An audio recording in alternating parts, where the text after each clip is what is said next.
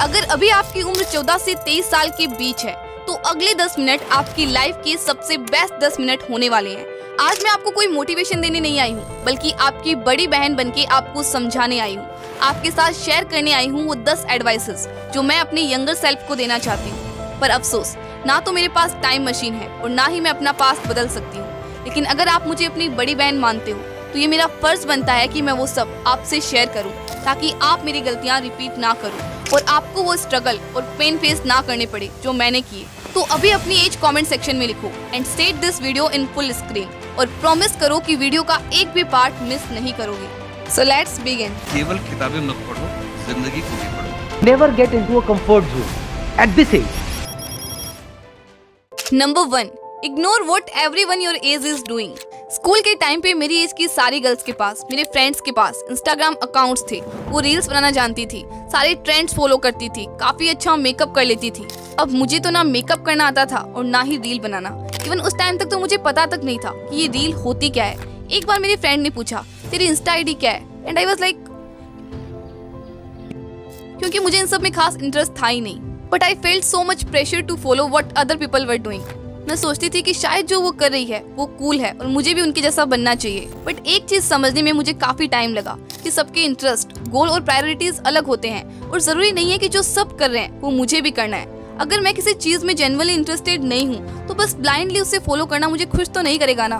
फिर स्कूल खत्म हुआ, कॉलेज आया, सब लोग अपने रास्ते पे थे। कोई कॉम्पिटिटिव एग्जाम की तैयारी कर रहा था तो कोई थोड़ी बहुत सैलरी पे छोटी मोटी जॉब कर रहा था। मुझे लगता था कि यार सब कुछ न कुछ कर रहे हैं, कमा रहे हैं, और मैं क्या कर रही थी? एक YouTube चैनल पे काम कर रही थी जो अभी तक मोनेटाइज भी नहीं हुआ था। ये सोच सोच के मैं अंदर ही अंदर डीमोटिवेट फील कर रही थी। फिर भी 1.5 से 2 साल तक मैंने काम किया बिना किसी रिजल्ट के। बहुत प्रॉब्लम आई, बहुत स्ट्रगल किया, बहुत बार लगा कि छोड़ो सब, वही करो जो बाकी सब कर रहे हैं। पर दिल के एक कोने में फेथ था कि मैं कर सकती हूँ। And I still continue to make videos because you know what, अगर आप किसी चीज पर सच में बिलीव करते हो and if you give your blood, sweat and tears, the world will always support you. और यही हुआ। एक दिन एक वीडियो वायरल हुई with 1.5 lakh views. Finally channel monetize हो गया और आज हम 1 लाख लोगों की स्ट्रॉन्ग कम्युनिटी है। तब मुझे समझ आया कि जो मैं कर रही थी वो अलग था, इसीलिए डिफिकल्ट था। पर इसका मतलब ये नहीं है कि मैं कुछ गलत कर रही थी। अपने आसपास आप जो देख रहे हो जरूरी नहीं है कि वो पूरा सच है। कभी कभी जो दिखता है वो नहीं होता और जो नहीं दिखता वो होता है। हो सकता है कि जो लोग बड़ी बड़ी बातें कर रहे हैं, सोफ कर रहे हैं जैसे पता नहीं वो क्या ही कर रहे हैं, वो एक्चुअली कुछ कर ही ना रही हो। So here's my first advice for you, don't compare yourself with anyone in this world. If you do so you are insulting yourself. So आप अपने करंट फीलिंग्स को डॉक्यूमेंट करो, चाहे डायरी लिखो या वीडियोस बनाओ। 2-3 साल बाद जब आप उन्हें देखोगे तो खुद पे हंसोगे कि मैं इस बात के लिए टेंशन ले रही थी, और आप उससे कहीं आगे निकल चुके होंगे। Number 2, start mastering A valuable skill.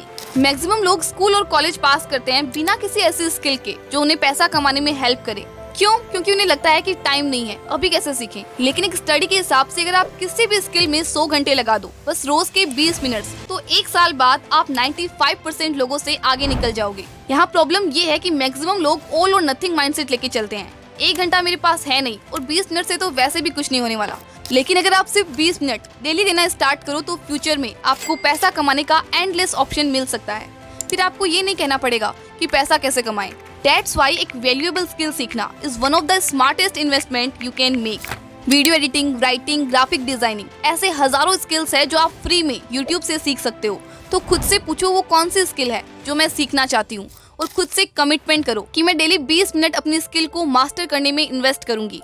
Number 3, stop worrying what others think of you.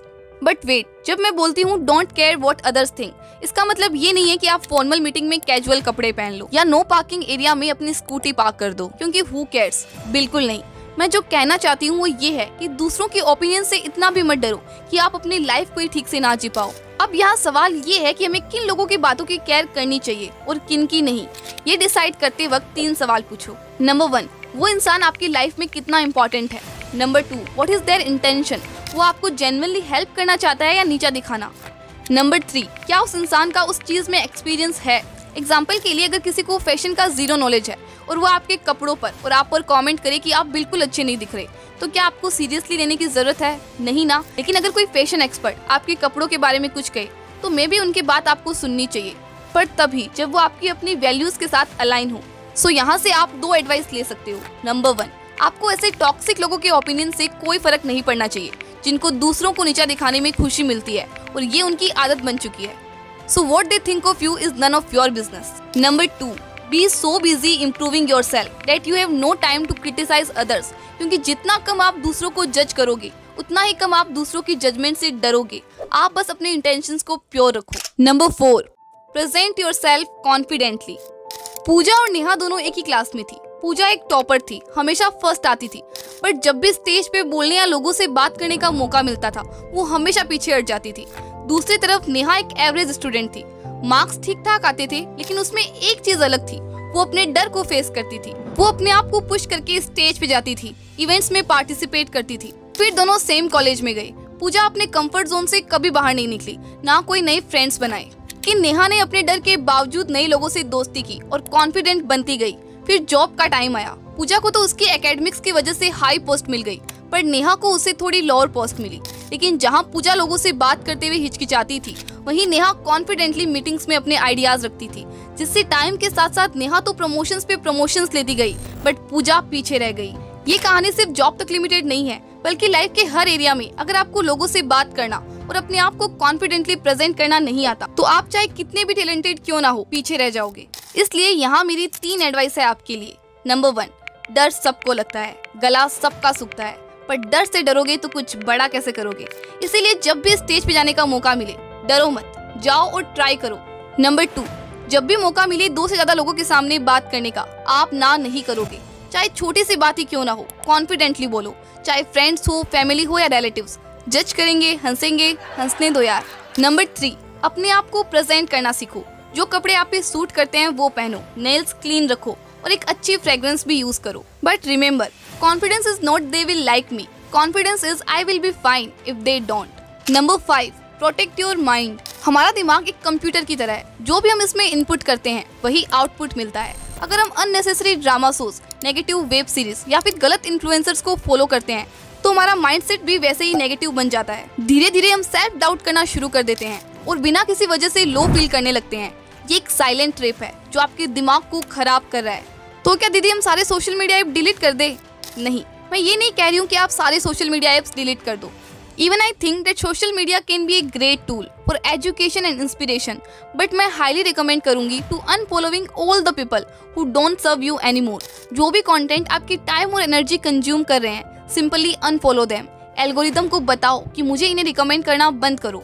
Also choose your friends wisely। अभी अपनी आंखें बंद करो और अपने दोस्तों के बारे में सोचो, because you are the average of the 5 people you spend the most time with। अगर आपके दोस्त टॉक्सिक है, गलत चीजें करते हैं और आपको भी वही करने को इन्फ्लुएंस करते हैं, तो अभी से डिस्टेंस बनाओ। सही दोस्त वो होते हैं जो आपको मोटिवेट करें, आपको गलत करने से रोकें और हर टफ सिचुएशन में आपका साथ दें। Number 6, do what you love. School से लेकर कॉलेज तक हमें सिर्फ एक ही बात बोली जाती है, बस पढ़ाई करो, करियर बनाओ। But it's very important to have 1 or 2 things in life which actually make us feel alive. मैं खुद बचपन से सिंगिंग और इंस्ट्रूमेंट्स बजाने का शौक रखती हूँ, लेकिन कभी सीरियसली लिया ही नहीं। अब जाके मैंने एक यूकुलेले लिया है और मैं सीख रही हूँ और गिटार भी लेने वाली हूँ। पर एक रिग्रेट रहता है कि काश मैं पहले स्टार्ट करती, और मैं नहीं चाहती कि आपके साथ भी यही हो। मुझे पता है पढ़ाई और पैसा बहुत इंपॉर्टेंट है, लेकिन सिर्फ उनके पीछे भागकर अपने आप को खोना भी तो गलत है ना। बैलेंस मेंटेन करना सीखो। अगर आपको singing, dancing, acting, cooking, painting, crafting या किसी भी चीज़ का शौक है तो उसे दिल से करो, क्योंकि वही चीज़ें आपको जिंदा महसूस कराती है। तो अपनी जिंदगी को सिर्फ सरवाइव मत करो, उसे जियो। कहना आसान है दीदी, पर पेरेंट्स ही सपोर्ट नहीं करते, क्या करें? Then first thing to do is stop complaining. हम लाइफ में कितना कंप्लेन करते हैं, मेरे पास ये नहीं है, वो नहीं है, मेरे मम्मी पापा सपोर्ट नहीं करते, मैं कैसे करूं? पर एक सेकेंड रुको, जब हम रील्स स्क्रॉल करते हैं तब क्या पेरेंट्स हमें सपोर्ट करते हैं कि बेटा हम तुम्हारे साथ हैं, जाओ जाओ जाके और रील्स स्क्रॉल कर लो और वेब सीरीज देख लो? नहीं ना, फिर भी आप करते हो बिना किसी के सपोर्ट के। फिर जब बात आती है कोई स्किल सीखने की, कुछ नया करने की, तब क्यों बोलते हो कि सपोर्ट नहीं है? क्यों बस कंप्लेन करते रहते हो यार? सच तो ये है कि कंप्लेन करने से कुछ चेंज नहीं होता, चेंज होता है एक्शन लेने से। जब मैंने यूट्यूब चैनल शुरू किया था तब मेरे पास कुछ नहीं था, इवन मुझे एडिटिंग का भी नहीं आता था। पर अगर मैं कंप्लेन करती रहती कि मेरे पास तो लैपटॉप नहीं है, माइक नहीं है, पेरेंट्स भी सपोर्टिव नहीं है, मैं शुरू ही नहीं कर पाती। सो आज से ही अपनी इस कंप्लेन करने की आदत को छोड़ दो, because complaining doesn't solve problems, it attracts them. Number 7, prioritise your health. Suppose आपके पास सब कुछ है, बड़ा घर, बड़ी कार और बहुत सारा पैसा, लेकिन आप हेल्दी नहीं हो, आपको बैक पेन है, आप डिप्रेस्ड हो, या फिर आपकी खुद की बॉडी ही आपका साथ नहीं दे रही है, तो क्या आप इसे सक्सेस कहोगे? मेरी नजर में तो बिल्कुल नहीं। जैसे कहावत है ना, पहला सुख निरोगी काया, मतलब सबसे पहला सुख एक हेल्दी बॉडी है। मैं जब स्कूल में थी तो अक्सर अपने रूम में बेड पे लेट कर पढ़ाई करती थी और विंडोज वगैरह बंद रहती थी। उस टाइम पापा आके बोलते, अगर पूरा दिन ऐसे बंद रहेगी तो कमजोर होती जाएगी। इवन आज भी अगर मैं विंडोज बंद करके बैठती हूँ तो वो आके खोल देते हैं और बोलते हैं कि तू कभी नहीं समझेगी। लेकिन अब मैं समझ गई हूँ कि उनका कहना बिल्कुल सही है। ह्यूमन बॉडी को फ्रेश ऑक्सीजन और सनलाइट की जरूरत होती है, तो प्लीज पूरा दिन घर में मत रहो, बाहर जाओ और अपनी बॉडी को जरूरी ऑक्सीजन और सनलाइट दो। सुबह सनराइज के 2 घंटे तक और शाम को सनसेट के पहले 2 घंटे तक की सनलाइट लो। ये परफेक्ट टाइम होता है सनलाइट लेने का। Apart from this you need a good posture and for that you need to play sports. एक साइंटिफिक रिसर्च कंडक्ट करी गई जिसमें बचपन से स्पोर्ट्स खेलने वाले लोग और कभी स्पोर्ट्स ना खेलने वाले लोगों की हेल्थ और पोस्चर कंपेयर करी गई। और आपको पता है रिजल्ट क्या था? जिन्होंने स्पोर्ट्स खेला था उनकी हेल्थ और पोस्चर कंपैरेटिवली स्ट्रॉन्ग था। बट आजकल हम क्या करते हैं, चाहे स्टडी करो या काम, पूरे टाइम एक ही जगह पर बैठे रहते हैं। आज 10 साल का बच्चा भी कहता है मुझे स्ट्रेस है, एंग्जाइटी है। सोच के देखो फ्यूचर में क्या होगा उनका। मैं बस ये कहना चाहती हूँ कि कोई भी एक स्पोर्ट्स खेलना शुरू कर दो जो आपको पसंद हो। मेरे लिए वो बैडमिंटन है जो मैं अपनी सिस्टर के साथ खेलती हूँ। आपके लिए क्रिकेट, फुटबॉल या बास्केटबॉल हो सकता है। Be grateful towards your parents. कभी सोचा है जब आप बीमार होते हो आपके पेरेंट्स आपसे ज्यादा परेशान होते हैं। जब आप लेट से घर आते हो वो आपको डांटते हैं क्योंकि उन्हें आपकी फिक्र है कि आप ठीक हो या नहीं। जब हम खुश होते हैं तो कौन सबसे पहले सेलिब्रेट करता है? हमारे पेरेंट्स। हम सब ने लाइफ के किसी न किसी फेज में ये जरूर सोचा होगा कि मेरे पेरेंट्स मुझे समझते नहीं हैं, मेरी वैल्यू नहीं करते, हर चीज पे टोकते हैं। पर सच तो ये है कि दुनिया में सिर्फ आपके मम्मी पापा ही है जो बिना किसी कंडीशन के आपसे प्यार करते हैं।